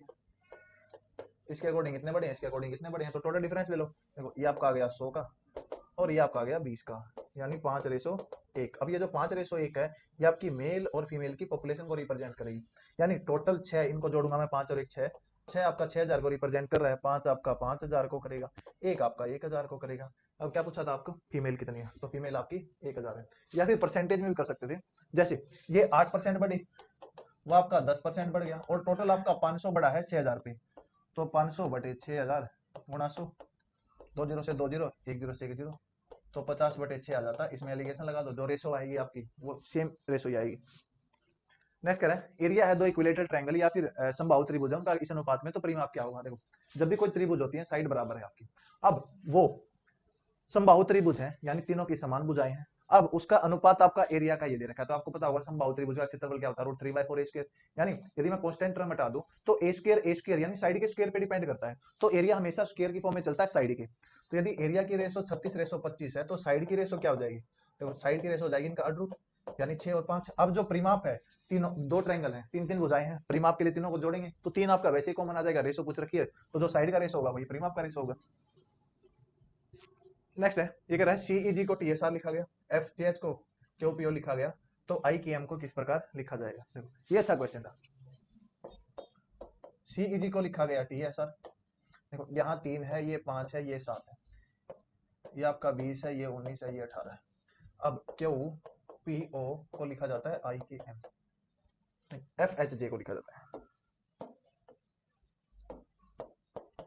एफ एच जे को लिखा जाता है क्यू पी ओ। देखो एफ को कैसे लिखते हैं अपन, 6, इसको 8, इसको 10, अब क्यू को 17, ये 16, ये 15। ये दो लिखते टाइम आपको एक पैटर्न हर समझ में आ गया होगा कि ये देखो विषम संख्या है, 3 से 2 5, 5 से 2 7, ये आपकी संख्याएं घट रही हैं 20 19 और 18 लगातार, फिर 6 से 8, फिर 10, फिर 17 16 और 15, यानी ये वाला आपका लगातार घट रही है कंटिन्यूस, और ये आपकी सम या फिर विषम संख्याएं बढ़ रही हैं। अब कह रहा है आई के एम को कैसे लिखा जाएगा, आई के एम, देखो आई को 9 लिखते हैं, इसको 11, इसको 13, यानी ये विषम में बढ़ रही है, तो वो वाली संख्या आपकी घट रही होंगी लगातार क्रम में। देखो अब इनमें से कौन सी संख्या वो लगातार क्रम में घट रही है, वो आपकी ये है, देखो एल एम एन, जैसे यहाँ था R S T O P Q, ऐसे ही एल एम एन, बाकी और कोई संख्या है ही नहीं जो इस पैटर्न फॉलो कर रही है, तो ये आपका आंसर है। नेक्स्ट है, नेक्स्ट कह रहा है देखो अब इस सीरीज की आपको नेक्स्ट टर्म बतानी है, तो ये सीरीज मैंने बताया था सीरीज के आपके बार सेम पैटर्न फॉलो किया है, उसमें क्या किया था अपन ने, यहाँ पे 2 है फिर 12 है, देखो 12 वहां पे 14 दे रखा था, तो 2 की cube plus 2 square plus 2 add किया था, यहाँ पे 2 की क्यूब प्लस 2 ऐड कर दो, सिंपल आपका 2 का स्क्वायर ऐड कर दो। देखो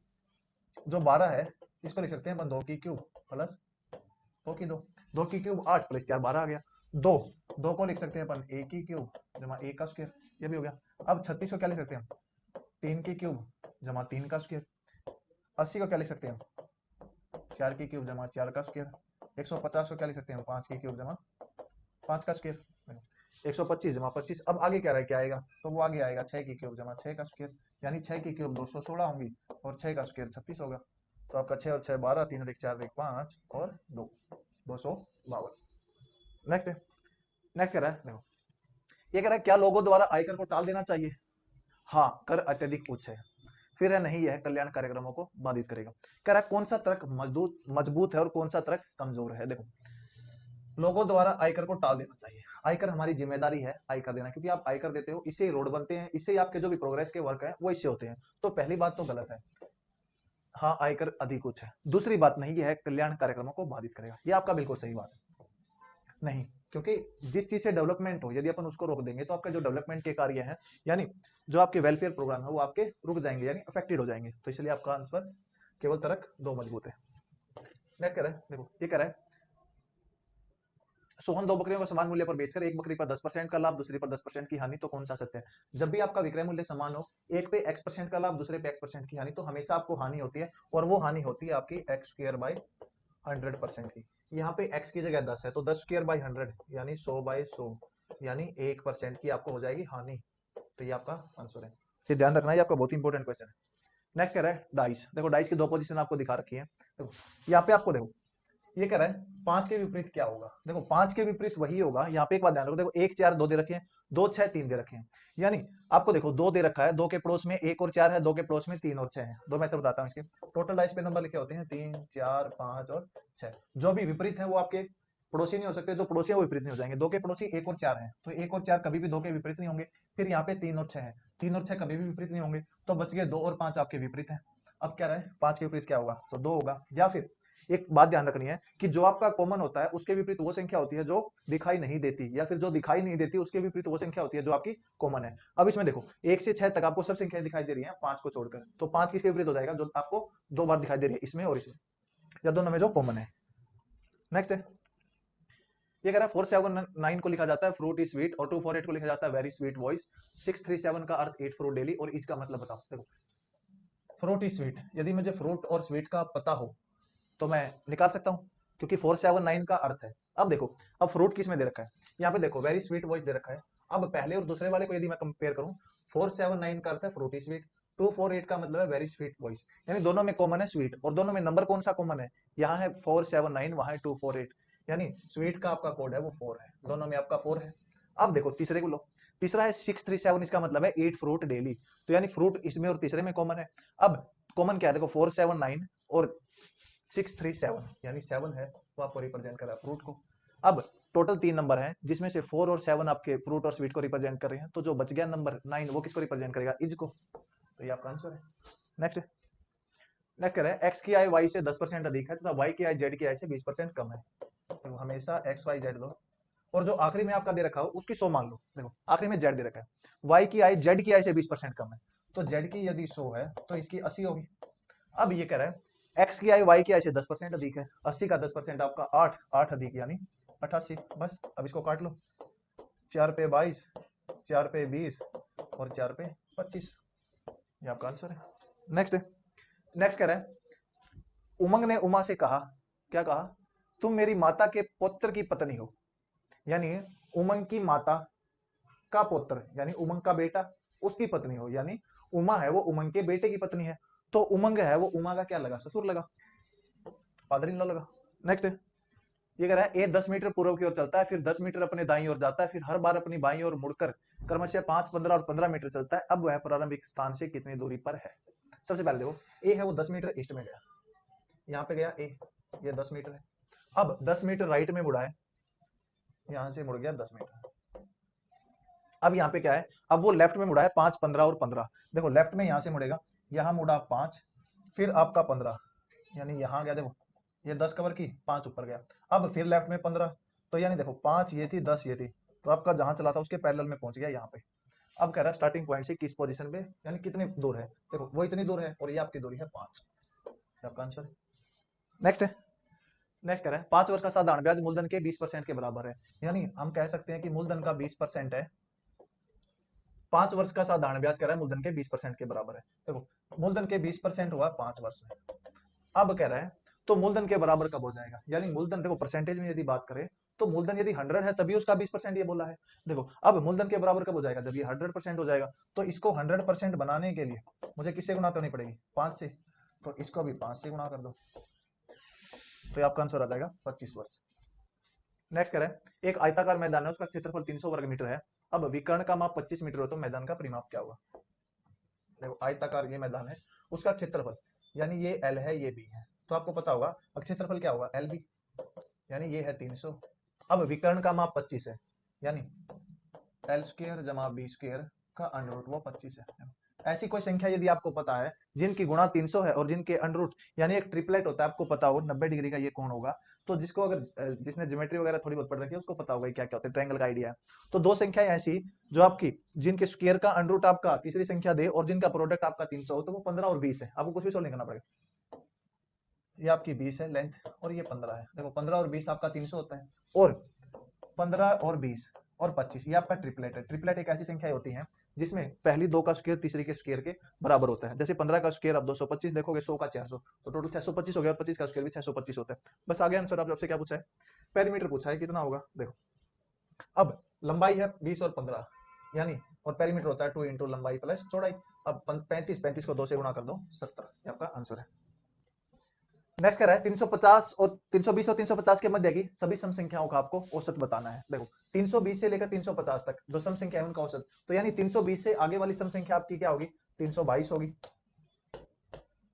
फिर 324 होगी, ऐसे होती होती आपकी 348 तक जाएंगे, यानी इनका आपको औसत बताना है। अब यहाँ पे देखो 322 से 348 है, संख्याएं आपकी बढ़ रही हैं, सम संख्या। तो एक बात ध्यान रखना, जब भी आपको सम संख्या दे रखी हो, विषम संख्या दे रखी हो, या फिर लगातार आपको कोई भी संख्या दे रखी हो और उनके औसत की बात करें, तो आप हमेशा क्या करो, पहली और आखिरी को जोड़ के 2 से डिवाइड कर दो, आपका आंसर आ जाएगा। यानी 322 को 348 में यदि मैं जोड़ दूंगा तो 670 हो जाएगा, इसको 2 से डिवाइड कर दो यानी 335, ये आपका आंसर है। ऐसा क्यों होता है, जैसे मैं संख्या ले लूं 2 4 6 8 और 10, या फिर 3 5 7 9 और 11, देखो ये संख्याएं हैं, तो इनके औसत की बात करें तो यहाँ पे 6 होता है, यहाँ पे 7 होता है। तो क्या करो, पहली और आखिरी को जोड़ो। देखो 10 और 2 इसको जोड़ दिया 12, उसको 2 से डिवाइड किया 6, आगे आंसर।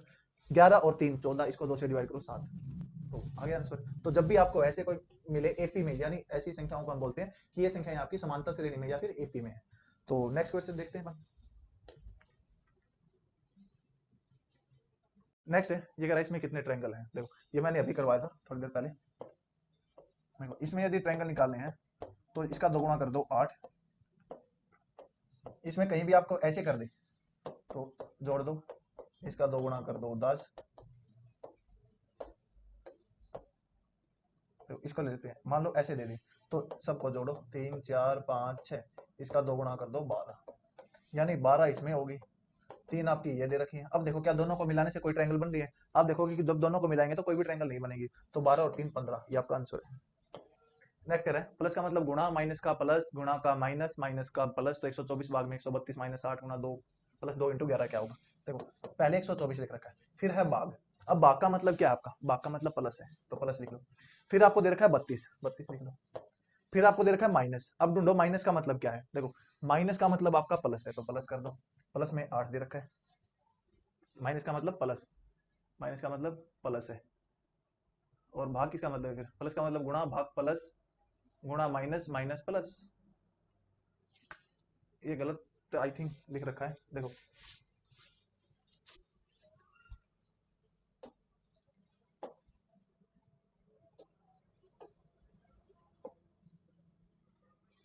देखो ये कह रहा है प्लस का मतलब गुणा है, भाग का मतलब प्लस है, गुणा का मतलब माइनस है, और माइनस का मतलब प्लस है। देखो ऐसे नहीं हो सकता, कुछ ना कुछ कहीं ना कहीं गड़बड़ है, क्योंकि प्लस भाग का मतलब है तो माइनस का मतलब हो सकता है यहाँ पे भाग हो। एक बार भाग लेके देखते हैं अपन क्या आता है।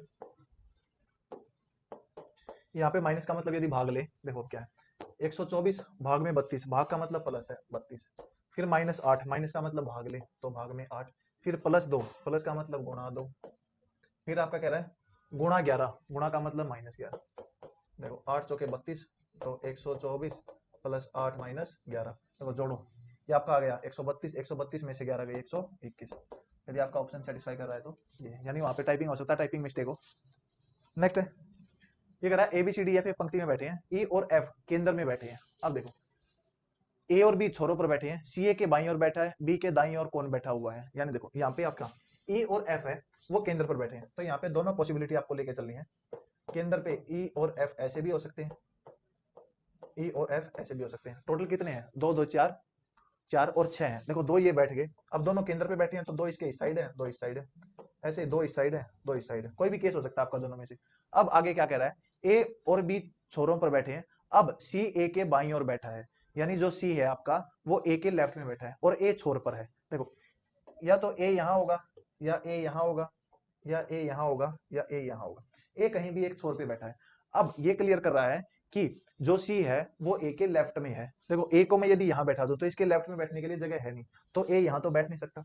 यदि मैं ए को यहाँ बैठा दूं, इसके लेफ्ट में बैठने के लिए जगह है आपकी सी की, तो सी यहाँ बैठ गया। ए यहाँ बैठा दो तो सी यहाँ बैठा दो। अब आपका क्या कह रहा है, कोनों पर ए और बी थे, ए और बी, तो ए यहाँ बैठ गया तो बी यहाँ बैठ गया, ए यहाँ बैठ गया आपका, देखो यहाँ नहीं बैठ सकता तो बी आपका यहाँ बैठ गया। अब जो बच गया डी वो यहाँ बैठा है, डी यहाँ बैठा है, यानी दोनों ही केस में आपका लगभग सेम आ रहा है। अब कह रहा है बी के राइट में कौन बैठा है, तो बी के राइट में यहाँ भी डी बैठा है, यहाँ भी डी बैठा है, तो आपका आंसर है डी। या फिर आपको ऐसा देता कि दोनों में से एक रिजेक्ट हो जाता और एक आपका बचता। नेक्स्ट है, अब आप कोई भी लेके चलते हो, कोई भी लेके चल सकते हो, इसमें कोई मतलब या फिर ये ले लो या फिर ये ले लो, दोनों में सेम आंसर आ रहा है। मेन दिक्कत तब हो जाती जब पूछता डी के राइट में कौन बैठा है, क्योंकि यहाँ ई है यहाँ एफ, वो एग्जामिनर फिर आपको देगा कि आपको ऐसी सिचुएशन देगा कि एक डायग्राम आपका ऑटोमेटिकली रिजेक्ट हो जाएगा। नेक्स्ट कह रहा है, ये कह रहा है समबाहु त्रिभुज और आयत की भुजा का परिमाप का योग 90 है, त्रिभुज का क्षेत्रफल t और आयत का क्षेत्रफल r, संबंध r is equal to T square को संतुष्ट करते हैं यदि आयत की भुजाओं का अनुपात इतना है तो आयत की लंबी भुजा बताओ कितना। देखो ये आपकी आयत है, ये कह रहा है इसकी भुजाओं का अनुपात 1:3 है। देखो इसको मैं यदि k मान लो तो ये आपका 3 के होगा। अब कह रहा है एक समबाहु त्रिभुज है, यानी तीनों भुजाएं बराबर है, इसकी भुजा a मान लो। अब कह रहा है इनका जो परिमाप है वो 90 है। देखो इसका परिमाप आपका कितना हो जाएगा, ये भी 3 के होगा, ये के होगा, तो यानी 3 और 3 6 और 2 8 के प्लस 3a, ये आपको दे रखा है कितना 90 है। और दूसरा क्या कह रहा है कि क्षेत्रफल, देखो आयत का क्षेत्रफल आपका हो जाएगा लंबाई गुणा चौड़ाई 3k स्क्वायर, ये आपका आयत का क्षेत्रफल है, और जो आपका त्रिभुज का क्षेत्रफल है वो हो जाएगा √3/4 इंटू भुजा का स्क्वायर ए स्क्वायर। देखो ये कह रहा है अब त्रिभुज का क्षेत्रफल आपका t है, यानी ये t को रिप्रेजेंट कर रहा है, और आयत का क्षेत्रफल आपका r है। अब जो r है आपका वो t स्क्वायर के बराबर है, यानी 3k square is equal to आपका ये बराबर है इसके स्क्वायर के। जब इसका स्क्वायर करेंगे तो ये आपका 3/16 a की 4 आ जाएगा। अब यहाँ से देखो 3 से 3 गया, a की 4 है वो आपका, या फिर बात करें k स्क्वायर, किसी के फॉर्म में लिख लो, वो आ जाएगा k स्क्वायर इंटू 16। या फिर यदि मैं बात करूं k स्क्वायर की, तो k स्क्वायर है वो आपका a की 4/16 है, यहाँ से k आ जाएगा आपका a स्क्वायर बाई 4। तो किसी भी वैल्यू को आपको यहाँ रख दो। देखो यहाँ से हम k की वैल्यू लिख सकते हैं, a की 4 करेंगे तो इसका रूट लेंगे अपन k, और आपका फिर क्योंकि वहां पे a स्क्वायर की वैल्यू निकलेगी, फिर 1/4 करेंगे तो यहाँ पे अंडर रूट में चली जाएगी, तो इसलिए बेटर आप ये ऑप्शन चूज करो ताकि अपन k की वैल्यू रख सकें। देखो 8 इंटू k की जगह अपन ने रख दिया a स्क्वायर, देखो k था वो a स्क्वायर बाई सॉरी हाँ k स्क्वायर था a की 4/16, अब k निकालना है तो इसका अंडर रूट ले लेंगे, तो अंडर रूट लेके आपका आ जाएगा a स्क्वायर बाई 4। अब 8 गुणा k की जगह अपन ने लिख लिया a स्क्वायर बाई 4 जमा 3a, और ये आपका 90 है। अब यहाँ पे देखो 4 पे 2 ही 8, यानी 2a स्क्वायर जमा 3a इज इक्वल टू 90। तो अपना आ गया, ये आ चुका है 2a स्क्वायर जमा 3a इज इक्वल टू 90। अब यहाँ से देखो अपन क्या कर सकते हैं, या तो कोई वैल्यू एज्यूम कर लो, जैसे अपन ने मान लो एज्यूम कर ली a की वैल्यू 2 4 4 16 और नहीं हो रहा, तो आपका 5 25 50 नहीं हो रहा, 6 7 8 64, या फिर 7 6। देखो यदि मैं 6 एज्यूम कर लेता हूँ, देखो 6 मेरा सेटिस्फाई कर रहा है, 6 का स्क्वायर हो जाएगा 36, और 2 गुणा 36 प्लस 6 थी 18। देखो 36 दूनी 72 प्लस 18 इज इक्वल टू 90। तो 72 प्लस 18 90 हो रहा है, यानी left hand side right hand side के, या फिर क्वाड्रेटिक इक्वेशन है 90 कोई साइड लेके सोल्व कर लो। बेटर है कि आप ऑप्शन कोई भी वैल्यू रख के देखो, क्योंकि ज्यादा बड़ा नंबर नहीं है, तो आप 1 से लेकर 7 8 तक चलोगे ना तो आपको इजीली आ जाएगा। तो देखो k की वैल्यू आपकी आ गई, a की वैल्यू आ गई है 6। जब a की वैल्यू 6 आ गई और मेरे को क्या पूछा गया है, ये कह रहा है आयत की लंबाई भुजा बताओ क्या होगा, यानी मुझे k की वैल्यू निकालनी है, तो आप इसमें रख दो a की वैल्यू, यानी 8k is equal to 3 of a, 6 18 is equal to 90, यानी 8k है वो गया 72 और k आ गया 9, यानी ये 9 हो जाएगा और 3k यानी ये 27 हो जाएगा। तो ये आपका एक अच्छा क्वेश्चन था जिसका आंसर आपका आ जाएगा 27 सेंटीमीटर। नेक्स्ट है दूसरा ऑप्शन। दूसरा मेथड ये भी था, यदि ये एग्जाम में करना हो तो आप डायरेक्ट ऑप्शन की यहाँ वैल्यू पुट करके रखो। जब ऑप्शन की पुट कर ली ऐसे ही आप यहाँ पे रख दो ऑप्शन को। अब जो भी आपका सेटिस्फाई करे, देखो अपन ने क्या है ये के की वैल्यू यहाँ से मान लेंगे अपन, जैसे 27 है तो आपकी बड़ी भुजा यदि 27 है तो छोटी 9 हो जाएगी। अब इसका परिमाप आपका टोटल 90 वहां से ए निकल जाएगा और फिर आप क्षेत्रफल के फॉर्मूला में रख के left hand side right hand side के बराबर कर लोगे, वो भी आपका एक सोल्यूशन है। ये आपका डिटेल सोल्यूशन था। नेक्स्ट करें, कुट भाषा में साउंड को लिखा जाता है ये, मिनरल को लिखा जाता है ये, तो कुट भाषा में रीडर को क्या लिखा जाएगा। देखो साउंड को लिखा गया ये, इसको लिखा गया ये, तो यानी आपका अल्फाबेट कोडिंग का क्वेश्चन है। तो इसमें देखो यहाँ से ये तो फॉरवर्ड में हो सकता है, रिवर्स में हो सकता है, क्रॉस में हो सकता है। इसके अलावा एक कोडिंग और होती है, वो ये होती है कि इसका पहला अक्षर इसके पहले अक्षर को रिप्रेजेंट करेगा, दूसरा दूसरे को, तीसरा तीसरे को, चौथा चौथे को, पांचवा पांचवें को, ऐसे ही पहला पहले को, दूसरा दूसरे को, तीसरा तीसरे को। ये अपने को पता लगेगा ऑप्शन से। ऑप्शन से कैसे, देखो रीडर पूछा गया है, ऐसे क्वेश्चन में जो भी आपको ऑप्शन पूछा जाएगा उसके सारे वर्ड जो ऊपर क्वेश्चन होगा उसमें आपको मिलेंगे। जैसे आर ई, आर आपको यहाँ मिल रहा है, आर मिल गया, ई मिल गया, ए मिल गया, डी, डी आपको यहाँ मिल गया, ई आपको यहाँ मिल गया, फिर आर यहाँ मिल गया। और जो आपका पहला नंबर होगा जैसे आर, ऑप्शन में आप ध्यान मारोगे यहाँ पे आर को आपका क्या लिखा गया है, देखो आर आपका यहाँ है लास्ट से तीसरा, और लास्ट से तीसरा यू लिखा गया है। यदि कोई ऑप्शन यू से स्टार्ट हो रहा है तो आपके लिए हिंट है कि आपकी डायरेक्ट कोडिंग दी गई है, तो यू से आपका ये क्वेश्चन स्टार्ट हो रहा है, देखो, और ये आपका आंसर होगा ही होगा। देखो आर को यू लिखा, फिर आपका ई है, ई देखो कहाँ पे है, ई आर से पहले है तो यहाँ आर से पहले टी है, यू टी लिख दिया। ए आपका आर के बाद है, आर के बाद वी था, वी लिख दिया। अब डी को वहां डी लिखते हैं तो यहाँ डी लिख दिया। ई को ई अभी अपन ने किया है टी लिखते हैं और फिर आर को यू लिखते हैं, तो ये आपका आंसर है। नेक्स्ट है, ये कह रहा है, ये देखो ये आपका श्लोक का क्वेश्चन है, तो श्लोक अपन डायग्राम से करते हैं। ये कह रहा है सभी डॉक्टर अच्छे हैं, यानी सभी जो डॉक्टर हैं, ये सभी डॉक्टर हैं जो आपके अच्छे हैं। फिर कह रहा है कुछ महिलाएं अच्छी हैं, ये कह रहा है सभी डॉक्टर अच्छे हैं और कुछ महिलाएं डॉक्टर हैं। ये आप महिलाएं की बात करो, सभी कह रहा है डॉक्टर अच्छे हैं और कुछ महिलाएं वो हैं वो डॉक्टर हैं। अब ये देखो निष्कर्ष क्या दे रखा है, कह रहा है सभी अच्छे डॉक्टर महिलाएं हैं, सभी अच्छे डॉक्टर महिलाएं हैं, ये सरासर गलत है।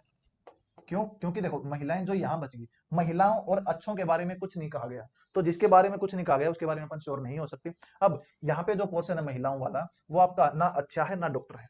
दूसरा है कुछ महिलाएं अच्छी हैं, ये अपन कह सकते हैं। क्यों? क्योंकि देखो महिलाओं का कुछ पार्ट जो डॉक्टर होगा ये वाला, इसके बारे में अपन श्योर हो सकते हैं कि ये आपका अच्छे हैं। क्यों? क्योंकि सभी डॉक्टर अच्छे हैं और कुछ डॉक्टर महिलाएं हैं, तो महिलाओं का वो पार्ट जो डॉक्टर है वो हमेशा अच्छा होगा, तो ये आपका सही है, केवल निष्कर्ष। तो नेक्स्ट है, ये कह रहा है कितने वर्षों में 80,000 10% वार्षिक दर पर अर्धवार्षिक चक्रवृद्धि से 9,000 यानी 52,610 हो जाएगा। देखो 10% वार्षिक ब्याज दर है और अर्धवार्षिक चक्रवृद्धि ब्याज की दर से, तो रेट आपको पता है जब भी ब्याज की गणना आपकी अर्धवार्षिक दर से होती है तो रेट आधी हो जाती है, यानी 10 दे रखा है तो रेट हो जाएगी आपकी 5%। अब ये देखो प्रिंसिपल दे रखा है 80,000। अब सीआई आपको कैलकुलेट करना है। देखो इसमें क्या करो, सीआई कैलकुलेट करते रहो जब तक आपकी ब्याज ना आ जाए।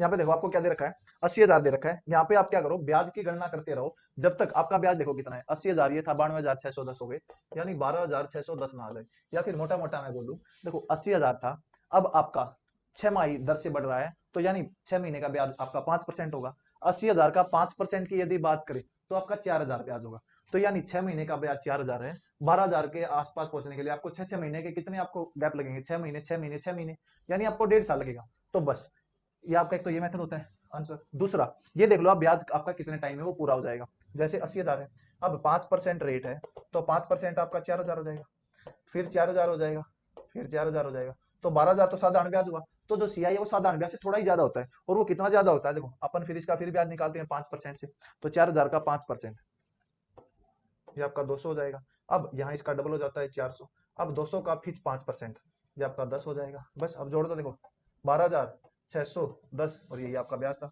अब ये देखो 6 महीने का ब्याज यहाँ, 6 महीने का ब्याज यहाँ, 6 महीने का, तो टोटल आपका 1.5 साल आ गया।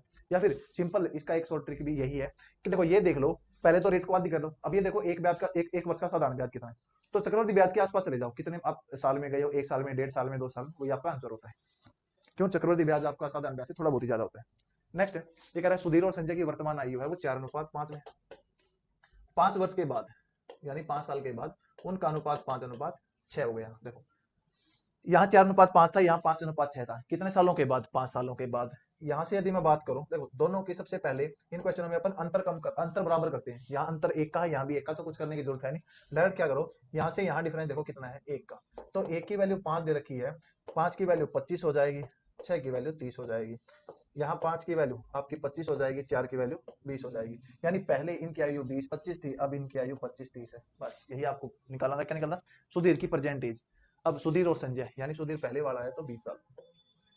नेक्स्ट है, ये कह रहा है 7 संख्याओं का औसत 39 है, 3 संख्याओं का औसत 27 है, तो 4 संख्याओं का औसत। देखो पहला मेथड ये है, 39 को मैं 7 से गुणा करूं, ये आ गया 9 7 63, 6 और 7 या 21 और 6 27।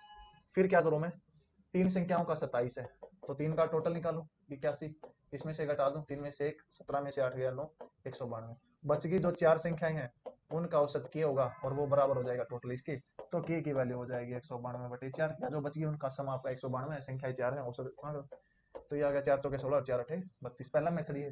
दूसरा मेथड देखो क्या है, 7 का 39 था, 3 का 27 था। देखो अब देखो यदि इन 3 का भी 39 ही होता तो बच गए जो 4 उनका भी 39 ही होता।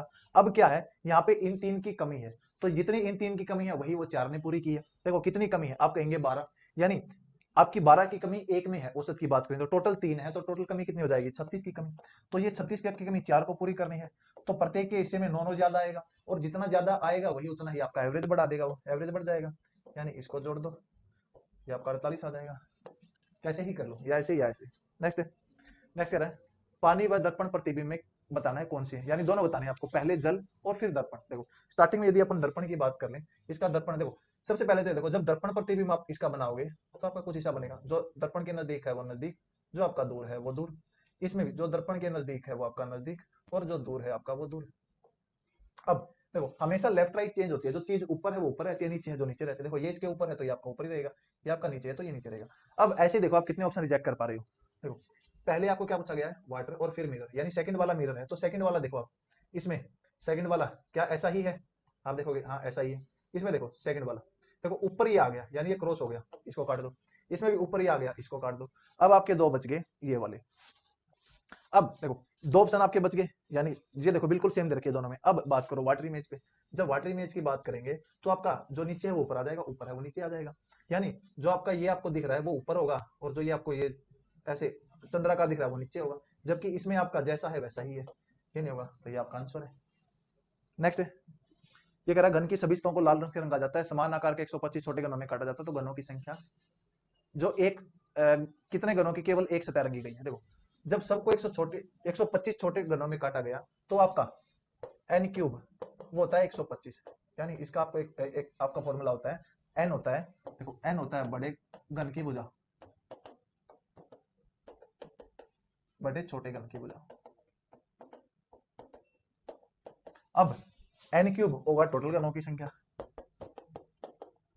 Total small cubes. और उसके बाद आपसे पूछे कि कितने घन है जिनका एक सरफेस पेंटेड है। देखो आपसे पूछ सकता है 3 सरफेस पेंटेड है, 2, 1 और 0। तो इसके लिए आपका डायरेक्ट फॉर्मूला होता है, इसके लिए देखो 3 फेस वाले का तो हमेशा 8 उत्तर होता है, क्योंकि कॉर्नर वाले 8 होते हैं सिर्फ। 2 वालों के लिए तो n-2 देखो, और 1 देखो n-2 1 होगा वो भी n-2। आपको मैं बताऊंगा कैसे याद करना है। 0 है वो भी n-2। अब इसमें किसमें क्या आएगा, देखो एक एग्जांपल के थ्रू यदि मैं बताऊं तो आपको बेटर याद रहेगा। ये था आपका एक घन,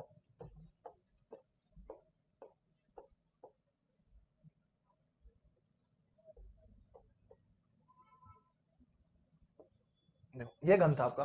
अब इसको मैंने रंग दिया, जब रंगोगे आप तो ऐसे घन देखो जो तीनों आपके जो सरफेस है वो पेंटेड होंगे, तो वो आपके कोने वाले होंगे, तो इसलिए आपका हमेशा 8 रहेगा। अब ऐसे घन जिनकी दो साइड आपकी रंगी होगी तो वो आपके ये वाले होंगे, ये हमेशा ये वाले होंगे। अब इसका यदि मैं बात करूं, देखो इसमें एक एज है उस पे एक आया, और इसमें पूरी घन में आपके 12 एज होते हैं, तो इसके आगे 12 लग जाता है। अब है एक, जो आपके एक है वो वाले कितने हैं। देखो यहाँ पे देखो ये वाला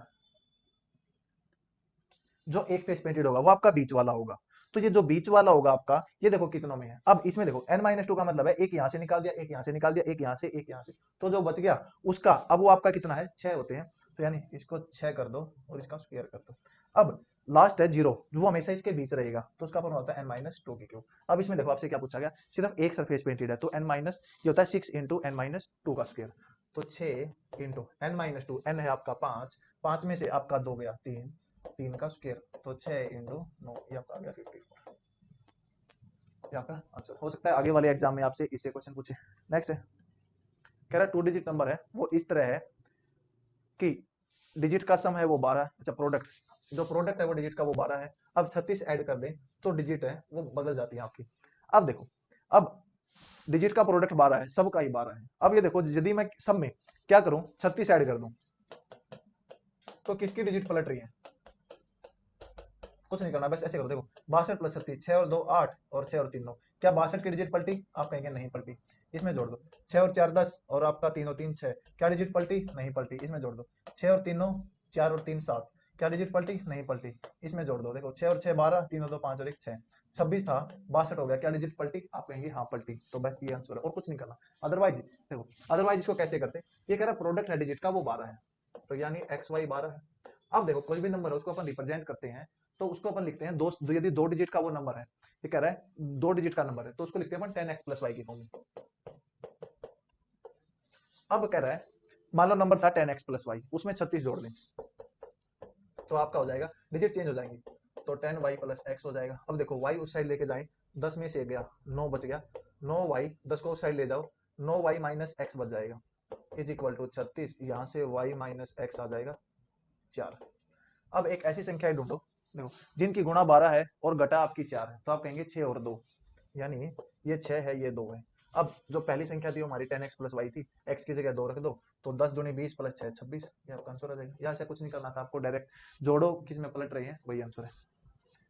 नेक्स्ट कह रहा है दक्षिण पूर्व दिशा उत्तर दिशा बन जाती है, उत्तर पूर्व पश्चिम दिशा बन जाती है, और इसी क्रम में दिशाएं बनती है, तो दक्षिण क्या दिशा होगी, ये अपन अपनी टोटल 8 दिशाएं होती हैं। अब कह रहा है जो साउथ ईस्ट है आपकी वो नॉर्थ बन जाती है, देखो साउथ ईस्ट अपनी ये होगी, और कह रहा है इसको मैं नॉर्थ कहूँ, तो नॉर्थ बनने के लिए इसको देखो कितने डिग्री घुमाना पड़ेगा आपको, यानी इसको उठा के ऐसे घुमाना पड़ेगा, तो देखो 90 डिग्री तो ये 45 डिग्री वो, यानी 135 डिग्री आपको घड़ी के विपरीत दिशा में जाना पड़ेगा। अब कह रहा है साउथ डायरेक्शन है वो क्या बन जाएगी, देखो वो यहाँ थी, तो साउथ को भी आपको घुमाना पड़ेगा 135 डिग्री, तो आपको वो यहाँ जाएगी, जब इसको मैं ऐसे घुमाऊंगा तो वो यहाँ जाएगी, 90 ये 45 से, तो जो साउथ है वो आपकी नॉर्थ, देखो ये नॉर्थ ये ईस्ट, तो इसके बीच की कौन सी डायरेक्शन होगी, नॉर्थ ईस्ट, नॉर्थ ईस्ट का आपका ये वाला, ये आपका आंसर हो जाएगा। नेक्स्ट है कह रहा है अननोन नंबर बताओ, देखो 12 8 80 16 7 207 25 21 और बताना है। देखो यहाँ पे ये संख्या दे रखी है, अब 80 कैसे आएगा इन दो का यूज करके, पहले देखो या तो दोनों की गुणा होगी, दोनों का स्क्वायर होगा, दोनों के स्क्वायर का सम होगा, क्यूब का सम होगा, स्क्वायर का डिफरेंस होगा, क्यूब का डिफरेंस होगा, दोनों को जोड़ के किसी एक रैंडमली नंबर से गुणा कर रखा होगा। देखो यहाँ पे आपका कौन सा लग रहा है, यदि मैं 12 का स्क्वायर करूँ 144, 8 का स्क्वायर करूँ 64 और घटा दूं तो 80 मेरा आ रहा है, क्या दूसरे में भी एप्लीकेबल हो रहा है, 16 का स्क्वायर 256, 7 का स्क्वायर 49, तो ये भी 207 आ रहा है, बस तीसरे में लगा दो, 25 का स्क्वायर 625, 21 का स्क्वायर 441, 184, ये आपका आंसर है। नेक्स्ट ये कह रहा है लड़कों की कक्षा में पंक्ति खड़ी है, लड़कों की कक्षा एक ही पंक्ति में खड़ी है, ये कह रहा है क्रम में एक लड़का दोनों ओर से 33वें नंबर पर है, देखो यहाँ से भी 33वें पे है, यहाँ से भी 33वें पे है, देखो ये यहाँ से भी काउंट हो रहा है, यहाँ से भी काउंट हो रहा है, तो क्या करो दोनों को जोड़ के एक घटा दो, यानी 33 प्लस 33 माइनस 1, तो ये आ जाएगा 65, ये आपका आंसर है। देखो ये कह रहा है इसमें कितने त्रिभुज हैं ट्रायंगल में, देखो इसका हमेशा एक आंसर होता है 16, कैसे, ये देखो आपको ये डायग्राम है, ये थोड़ा टेढ़ा करके दे रखा है आपको कितना होगा, और एक डायग्राम आपका ये बन रहा है,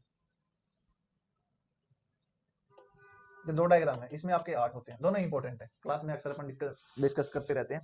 देखो इसमें 16 आपके कहाँ कहाँ होंगे, यदि मैं बात करूं इस बेस पे, देखो यदि मैं बात करूं इस बेस पे कितने ट्रायंगल है, आप कहेंगे देखो 1 2 और एक ये 3, यदि मैं बात करूं इस बेस पे, आप कहेंगे 1 2 और ये एक बड़ा सारा 3, यदि बात करूं इस बेस पे कितने होंगे, तो 1 2 और एक ये बड़ा सारा 3, देखो 3 है 3 3 हो गए, एक आपका होगा सारा बड़ा ट्रायंगल, ये हो गए हैं 10। अब और देखो कहां से मिलेंगे आपको ट्रायंगल, देखो अब यहाँ पे देखो इस बेस पे अपन ने काउंट किए थे ट्रायंगल, सिर्फ ये किए थे, क्या इसके अलावा कोई और ट्रायंगल बन रहे हैं, आप कहेंगे देखो एक ये यानी बड़ा, एक ये ट्रायंगल बन रहा है, यानी दो यहाँ बन गए, इस बेस पे क्या कोई और ट्रायंगल बन रहे हैं, आप कहेंगे एक ये बन रहा है, एक ये बन रहा है, यानी दो ट्रायंगल और यहाँ से ऐड हो गई। क्या इस बेस पे और बन रहे हैं? आप कहेंगे हाँ बन रहे हैं। एक ये बन रहा है, एक ये बन रहा है, तो आपके दो यहाँ ऐड हो गई, तो आपके टोटल 6 और ऐड हो गई। तो 10 और 6 16। तो आपको हमेशा ध्यान रखना है इसमें 16 ट्रायंगल होते हैं और इसमें आपके 8 ट्रायंगल होते हैं। नेक्स्ट है, ये कह रहा है सीरीज में आपको बताना लास्ट अगली टर्म क्या होगी। देखो सीरीज बहुत ही आसान है, 9 से 8, 8 से 7, 9 से 8, 8 से 7, 7 से 6, 6 से 5, 7 से 6, 6 से 5, 5 से 4, 4 से 3, 5 से 4, 4 से 3, 3 से 2, 2 से 1, तो 531। और लास्ट क्वेश्चन है, ये कह रहा है 7 व्यक्तियों के एक परिवार में वैज्ञानिक का विवाह अध्यापिका से हुआ है, यानी जो साइंटिस्ट है वो आपका मैरिड है टीचर से, यानी ये मेल है, ये फीमेल है। अब क्या कह रहा है, उनके 3 बच्चे हैं, इंजीनियर, डॉक्टर और एक्टर। देखो 3 है, ये इंजीनियर है, ये डॉक्टर है, ये एक्टर है। अब क्या कह रहा है, एक्टर की वाइफ एक डांसर है। देखो एक्टर का जिससे शादी हो रखा है वो डांसर है। अब क्या कह रहा है, यानी एक्टर आपका मेल है, ये फीमेल। अब कह रहा है Sarita's aunt and Sarita's aunt, जो ये कह रहा है एक्टर की जो वाइफ है वो डांसर है और सरिता की आंटी है। तो सरिता की आंटी होगी, सरिता इन दोनों में से किसी की एक बेटी है। The daughter of an engineer है। देखो ये कह रहा है aunt, Sarita's aunt, Sarita the daughter of an engineer, यानी सरिता इंजीनियर की पुत्री। देखो इंजीनियर की पुत्री है सरिता। सरिता इंजीनियर की पुत्री अपने भाई महेश के साथ विज्ञान पढ़ती है, यानी इसका भाई महेश है। अब क्या कह रहा है, डॉक्टर रिलेटेड टू महेश, बस डॉक्टर इसका क्या है, अंकल है, चाचा है, अंकल है, चाचा है। तो आपके 60 ही क्वेश्चन थे, यानी जो आपके 2 दिन है वो 4 शिफ्ट में 60 क्वेश्चन पूछे गए थे। तो इस क्वेश्चन को देखकर आपको लगभग आइडिया लग गया होगा कि बिल्कुल जो आपका बेसिक है वो आपसे पूछा गया था। और ये आपका क्यों इंपॉर्टेंट है, क्योंकि देखो हर शिफ्ट में आपके 15 क्वेश्चन मैथ और रीजनिंग के पूछे गए हैं। अब 2 नंबर का एक क्वेश्चन, तो टोटल 30 नंबर आपका वेटेज यहाँ से बना है। सिर्फ अपन 1 या 2 क्वेश्चन को छोड़ दे, बाकी सब आपके बिल्कुल बेसिक से पूछे गए हैं। तो ज्यादा हाई फाई आपको करने की कोई जरूरत नहीं है, जस्ट बेसिक आप करो। बेसिक यदि आपका स्ट्रॉन्ग है तो आप इन क्वेश्चन को इजिली से अटेम्प्ट कर पाओगे। तो आज के लिए इतना ही रखते हैं, बाकी अपन करेंगे नेक्स्ट वीडियो में।